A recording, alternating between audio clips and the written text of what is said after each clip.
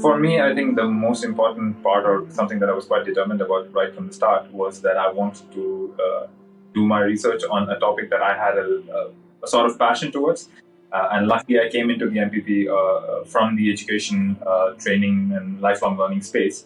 And I wanted to kind of take that forward and continue my research in the same domain. So I ended up finally going with that motivation and with my gut, and my thesis topic was around lifelong learning and policy thinking for the 21st century. I had a bit of an idea about the broader area in which I wanted to do my research in, but I think what I lacked and what I also did not have a lot of experience in was in actually conducting academic research. So I was not very sure on how to frame the research questions and how to really narrow down the topic to a certain linkage that I wanted to explore.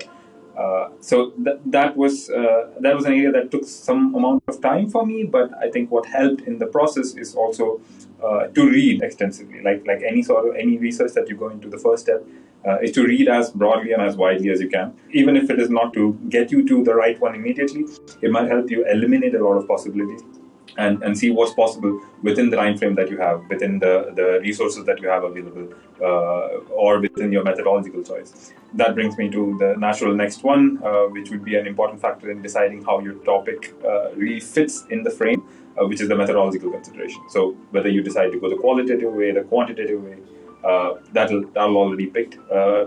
Already kind of frame the research questions and research areas for you a little bit. The last one is probably just to speak out and discuss with as many people as possible, your professors, your peers. It really helps if you brainstorm, if you hear yourself speak about your problems, and once you start externalizing it, I think it becomes a little bit more clearer. So I guess after that, it's just each one's own process taking over. It's interesting. You have luckily you have quite a few options. One is, of course, the professors within UNU. You have they bring a lot of rich experience in a lot of domains. So depending on where you're heading into your research with, I'm sure there's somebody within the institute that you can access and you can tap into. So that's already quite a lot of help, and it helped me a lot speaking to my professors. Even if it's not directly related to the topic, they can really help you kind of streamline your broader idea into a little bit more narrower focused area of research. I think that's where I needed more help in, and definitely where it helped. Two is our tutors, of course, because a lot of our tutors were also ex-MPP, and they finished the MPP program quite recently, some of them. So it's a little bit more fresh for them. They probably encountered the same problems, had the same difficulties.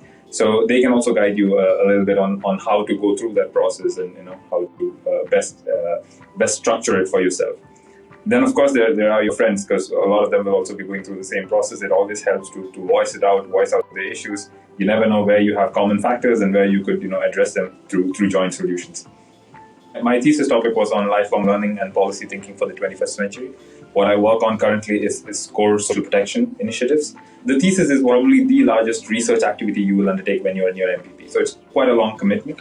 And in the real world, I feel like it's more similar to each of the assignments that I get in my line of work. So to have that sort of space to engage and to go deep into a particular topic, and then kind of flesh out what's important, what's not, and then streamline a thought process into a piece of work. I think that's a very useful skill to have, probably one that you will have to use, at least I had to use quite a lot in my work.